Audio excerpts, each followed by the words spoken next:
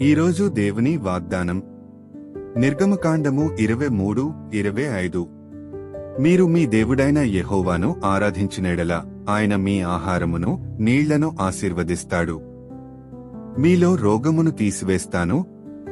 ఈ వాక్యము దేవునికి ఆయన ప్రజలకు మధ్య ఉన్న నిబంధన సంబంధాన్ని స్పష్టంగా తెలియజేస్తుంది.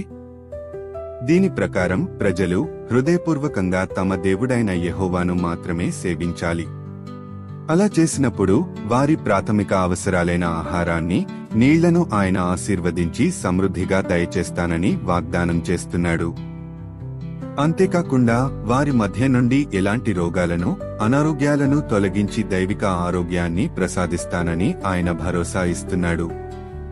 కాబట్టి దేవుని పట్ల చూపించే సంపూర్ణ విధేయత వారి జీవితంలోని ప్రతి అంశంలోనూ ఆయన సంరక్షణను, దీవెనలను తీసుకొస్తుందని ఈ వచనం శక్తివంతంగా బోధిస్తుంది.